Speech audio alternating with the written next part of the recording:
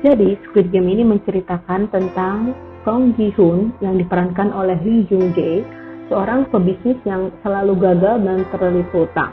Dia harus bercerai dengan istrinya dan berpisah dari putri satu-satunya yang ia sayangi. Ji-hoon mendapat undangan misterius untuk mengikuti permainan dengan tawaran hadiah sebesar 45,6 miliar won. Dia pun bergabung dalam permainan tersebut dan menemukan berbagai kejadian yang tak terduga. Permainan selanjutnya adalah permainan yang sangat mengandalkan postur badan ya.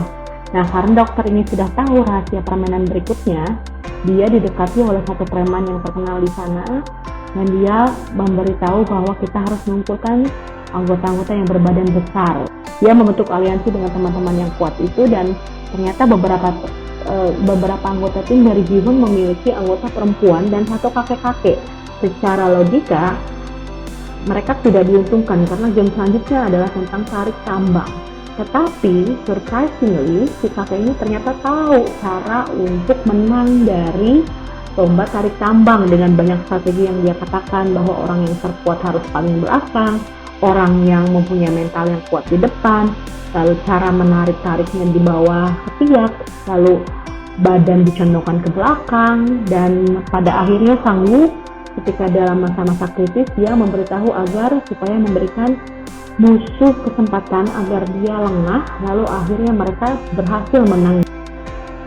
Itulah yang terjadi dan tim yang kalah pun akan jatuh dari jembatan dan akan menjadi peserta yang tereliminasi. Di antara peserta itu ada satu orang dokter bedah yang mungkin juga sangat butuh uang dan dia diambil dari peserta untuk dipekerjakan bersama staf lain untuk mengoperasi bagian-bagian tubuh dalam para peserta yang sudah tereliminasi. Nah, jujur di skrip ini belum dijelaskan kaitannya dengan dokter ini apa dan mengapa organ dalam yang diambil, tetapi diimpulkan nanti pada akhir season 1 ya. Jadi dokter ini ketika dia sudah berhasil membantu staf untuk mengeluarkan organ-organ penting, dia akan dibayar dengan informasi permainan apa selanjutnya.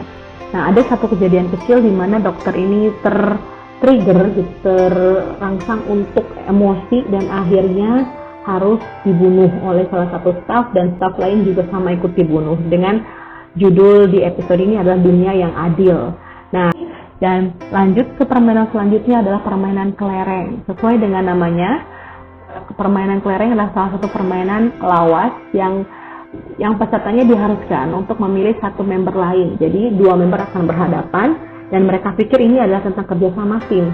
Ternyata dua member yang mereka pilih itu harus bertanding satu sama lain, yang membuat ada perang mental di antara para peserta karena mereka mengira itu akan kerja tim, tapi ternyata mereka akan membunuh satu sama lain. Terbentuklah di sini kedekatan antara Sebyuk dan satu gadis yang awalnya sangat ingin menjadi sangat bersahabat.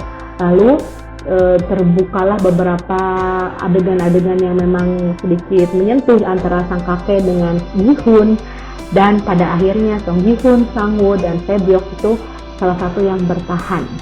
Ya, kemudian yang tidak bertahan sama seperti sebelumnya akan tereliminasi. Tentunya semakin banyak yang tereliminasi, jumlah uang di celengan yang ada di gantung di atas ruangan mereka itu bertambah dan jumlah kasur akan semakin berkurang karena penghuninya semakin sedikit. Nah, pada saat itu